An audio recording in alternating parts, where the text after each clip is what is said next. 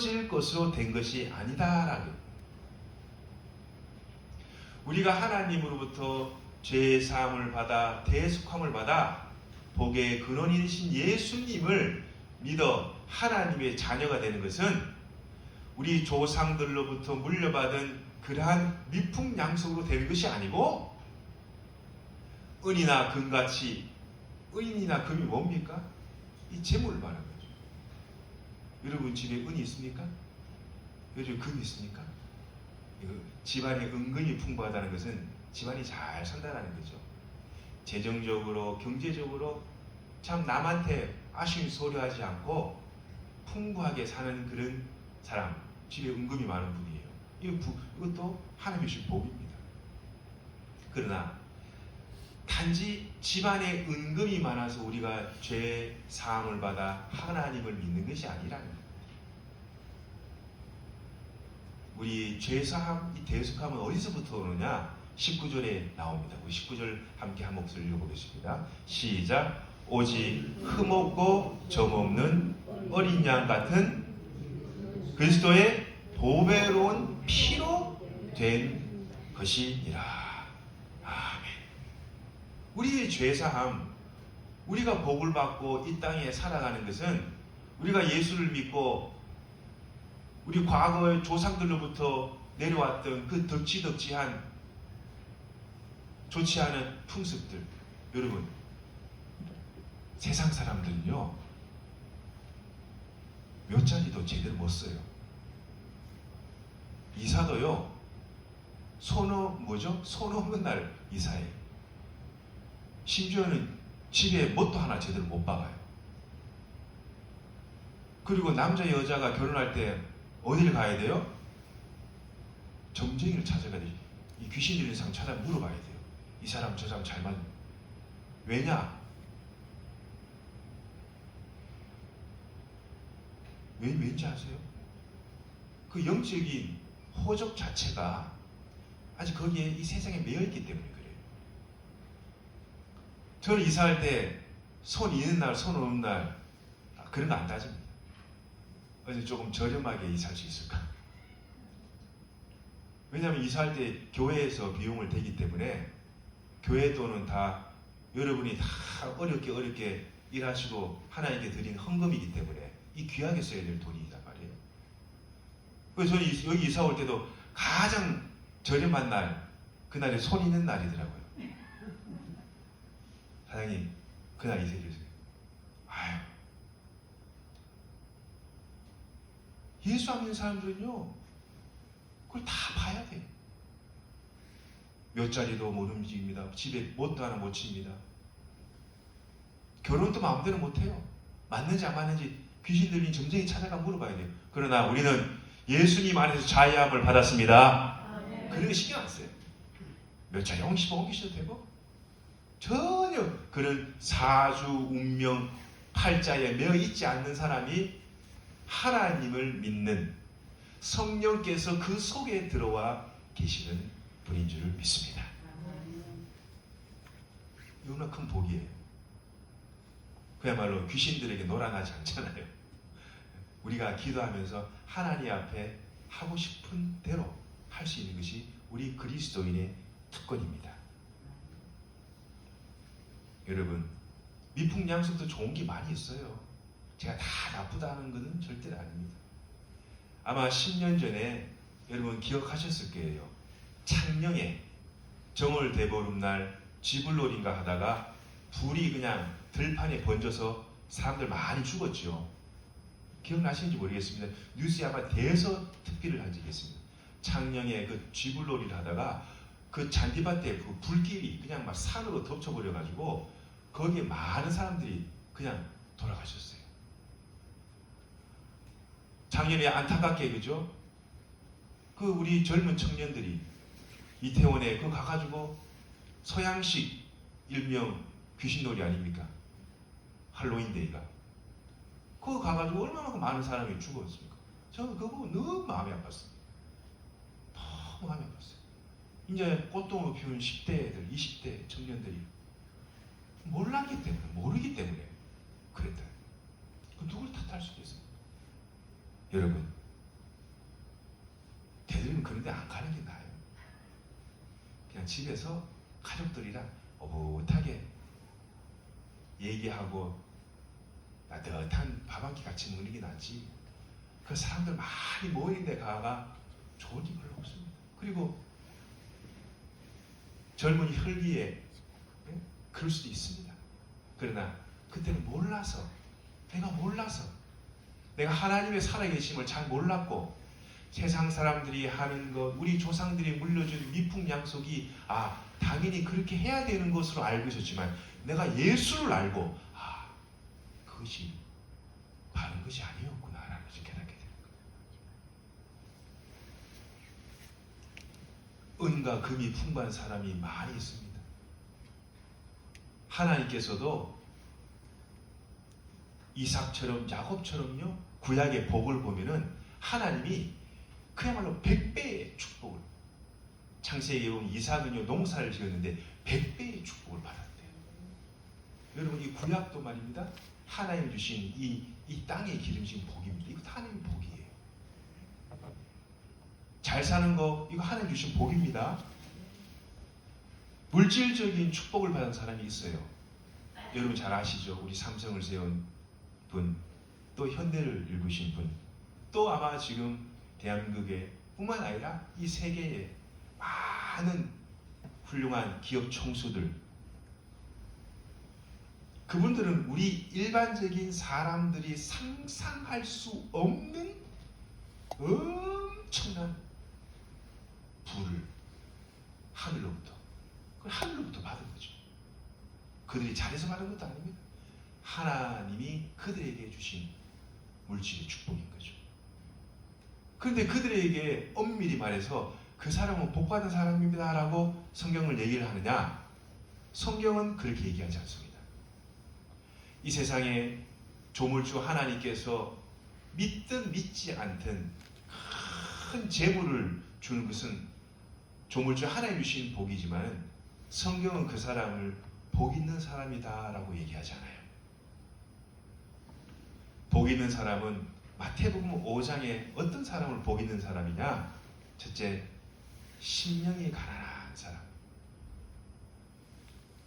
그리고 마음이 온유한 사람, 그리고 마음이요 애통하는 사람, 하나님의 의를 위해 늘 갈급하며 굶주리며 살아가는 사람, 그리고 마음이 속이 겉이 말고, 겉은 뭐 깨끗하게 먹하면 깨끗하지만 속마음이 깨끗한 사람, 그리고 아픈 자, 낙심된 자의 그 마음을 보면서 긍휼한 마음을 가진 사람 있죠. 남의 어려움을 보면은 그 어려움에 내가 함께 동참해서 같이 울어주는 그런 긍휼이 풍성한 사람, 성경은 그런 사람을 예수님께서는 복이 있는 사람이다.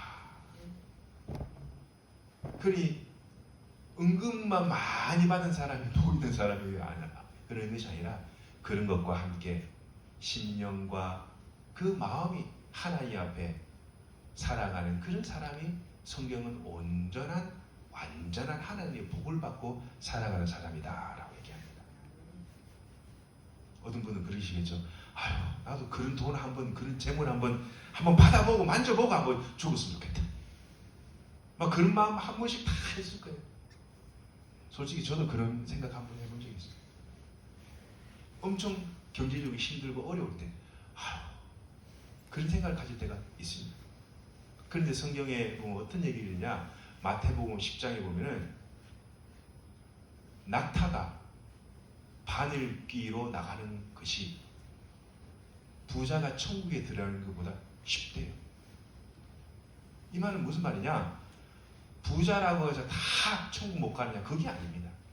부자 중에서도 하나님을 잘 섬기는 사람들이 많습니까? 적습니까? 많습니다. 세상에 부하고도 하나님을 잘 섬기는 사람들이 많습니다. 그러나 제가 그것을 절대로 부정하는 것이 아니에요. 그러나 사람의 본성상 이 인간의 죄성, 이 인간이 엄청 추악하고 타락한 존재거든요.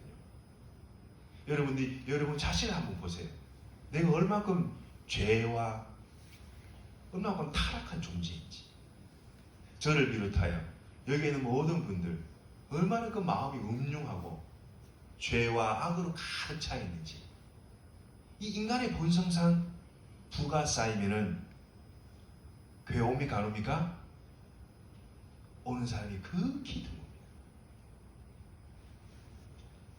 돈이 쌓이고 세상적으로 잘 나가고 명예가 쌓이고 재물이 들어가면은 하나님한테 안 와요. 하나님이 그걸 아시는 거예요. 우리 모든 체질을 아시는 주님. 우리가 엄마의 모태에서부터 이 땅에 나올 때까지 하나님께서는 우리의 모든 오장육보를 지으시고 우리 모든 체질을 아시는 하나님께서는 다 그걸 아신다는 거예요. 이 사람에게 돈을 주면 죽어요. 이 사람에게 명예를 주면 죽어요. 하나님께서는 있는 것조차 뺏어간다는 거예요. 여러분 욥기서의 욥을 보셨죠? 아마 욥기서 한 번은 다 들어보시고 읽어보셨을 거예요. 동방의 의인이라고 하는 이 욥, 온전하고 정직하고 하나님을 경외하는 사람이었습니다. 하나님을 경외하는 사람이었어요. 심지어는 자기 자녀들이 혹시나 죄를 범하였을까 싶어가지고 자녀들을 다 불러놓고 하나님 앞에 예배하고 제사 드리는 그런 경건한 사람이었어요. 그런데 하나님께서요 그 자를 시험하는 거예요. 사탄 마귀가 하나님께 와가지고 이렇게 얘기하죠. 하나님 욥 제 말이죠. 하나님이 그렇게 잘되게 하고 복을 주시고 재물을 주시고 자손들을 번창케 하시고 소나 양이나 낙타가 저리 많게 해주시면 하나님을 믿는 거지요. 그거 다 가져가세요. 저 사람 예수 안 믿습니다. 마귀가 그렇게 다 하나님 앞에 고쳐지려고 합니다. 하나님이 가만히 생각해보니 그래 마귀야 네 마음대로 해봐라. 단 욥의 몸은 절대로 건들지 말아라. 그렇게 얘기하죠. 하루아침에 자녀 10명이 압살을 당해버려요. 그 많던 소나 낙타며 양이 막 하루아침에 북방 민족들이 와가지고 싹 다 잡아가고 그 많던 종들로 다 도망가버려요. 그렇게 사랑했던 아내 자기 남편을 저주하며 가출해버려요. 거기에다 하나님께서요 목숨은 절대로 건들지 마라 그러니까 아니 죽어버리면 죽이지도 않아요. 머리끝부터 발끝까지 온갖 욕창이 그냥 기와 짱으로 머리를 팍팍 온 몸에는 고름투성이. 여러분 욥이 그 정도의 고난을 받았습니다. 근데 욥이 뭐라 그런지 아세요? 그런 고난 가운데 욥은 뭘 깨달았느냐? 내가 그동안 하나님만 열심히 듣기는 들었지만 욥기 42장 5절에 보면 이런 말합니다. 주님, 제가 지금 동안 주님에 대해서 하나님에 대해서 듣기는 많이 들었습니다만 이제서야 제가 주님을 배웁니다. 여러분 주님을 볼 수 있기를 바랍니다. 주님을 봐야. 이거 눈으로 본다는 게 아니에요. 여러분의 영적인 영안이 떠야 돼요.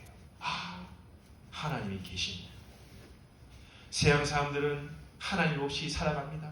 주일요? 주일이 그들에게 있습니까?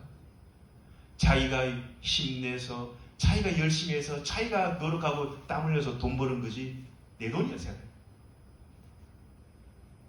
내 돈이면 내 거면 내 거.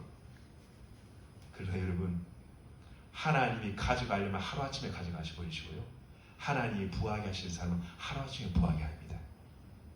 이것이 하나님의 방법이에요. 그래서 우리는 어떻게 살아야 됩니까? 늘 하나님 앞에 겸손함으로 살아야 됩니다. 늘 하나님 겸손한 마음으로. 가져가시는 자도 하나님이시오.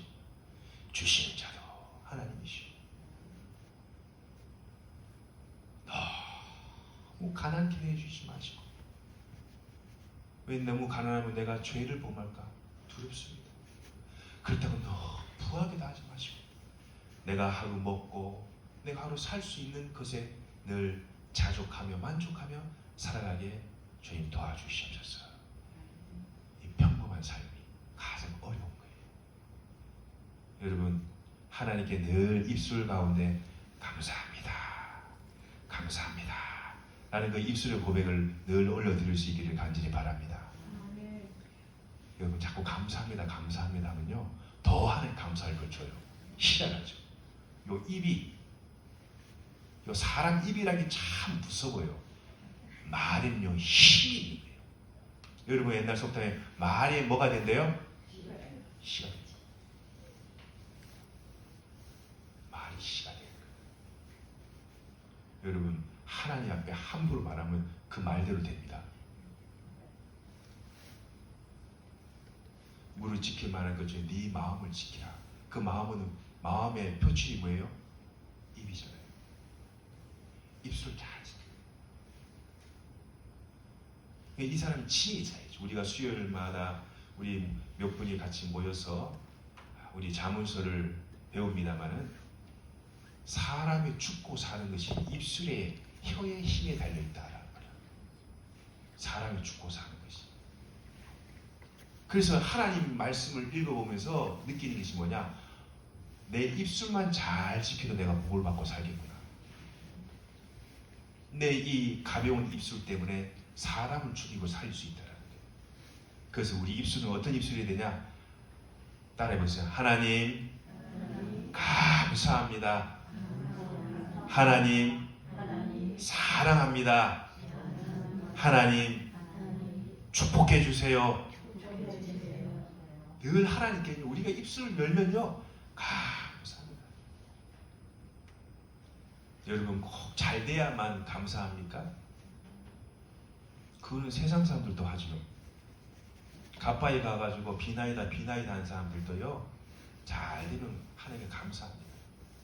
시주합니다. 안 믿는 사람들도 감사한 일 생기면요 어디다가 기부도 합니다. 그건 세상적인 사람, 세상의 사람들. 우리 그리스도인을, 하나님을 믿는 사람이 세상 사람들과 뭐가 다릅니까? 그건 똑같죠. 그들이 가지고 있는 보이지 않는 그들의 하나님과 우리가 믿는 하나님이랑 뭐가 틀려요? 똑같죠. 그러나 진짜 예수 믿는 사람은 어떤 사람인지 아세요?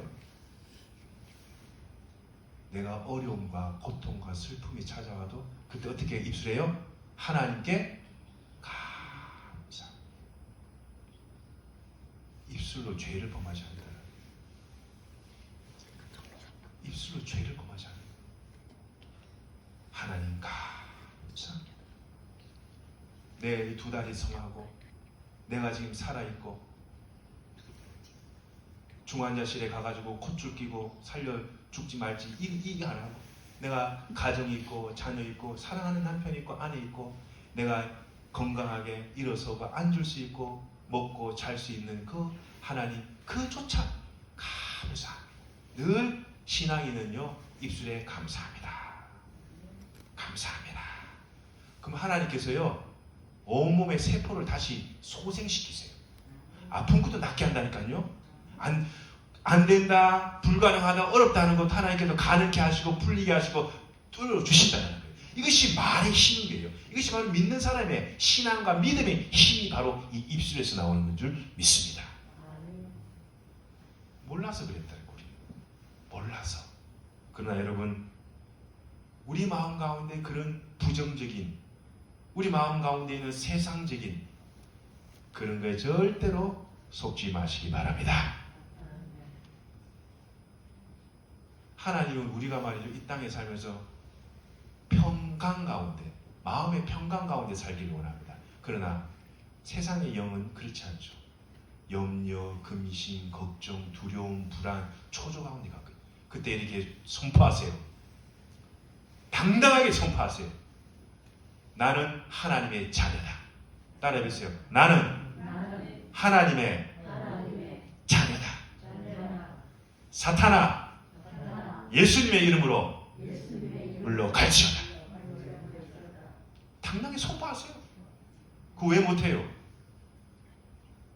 그럴 필요 없죠. 우리는 하나님의 자녀입니다. 수십 번 또 우리가 인생을 살면서 내가 하나님의 자녀라는 것을 인식 못하고 일주일 동안 사는 사람이 많아요. 그러나 나는 하나님의 귀한 보배로운 자녀이다. 어떻게 자녀가 되었느냐? 오늘 19절에 나와 있는 말씀처럼 오직 흠없고 정없는 어린 양 같은 그리스도의 보배로운 보혈로 피로 하나님이 자녀가 되었다라는 거예요. 은이나 금같이 없어질 것으로 된 것이 아니라 우리 조상들로부터 물려받았던 그런 헛된 행실로 내가 하나님의 자녀가 된 것이 아니라 흠없고 정없는 어린 양 대신 예수 그리스도의 보배로운 피로 대속함을 받아 하나님의 자녀가 되었으니 이보다 더 큰 복이 어디 있겠느냐. 여러분을 축복합니다. 여러분 복 많이 받으시기 바랍니다. 2023년에 여러분의 인생의 기념비적인 복이 임하는 귀한 한 해가 될 수 있기를 바랍니다. 여러분 기도가 응답되고 여러분 자녀들이 하나님 믿음 가운데 살아가고 믿지 않는 자녀들이 주님 앞에 돌아오게 되고 막히고 뚫리고 꼬인 것들이 풀어지고 열려지고 형통케 되는 은혜가 임할 수 있기를 간절히 바랍니다. 누구에게요? 하나님을 잘 믿는 사람에게. 내 마음이 온유하고 긍휼한 마음으로, 제가 주보에 잠시 적었습니다만 우리 와룡교회 성도님들은 이런 성도입니다.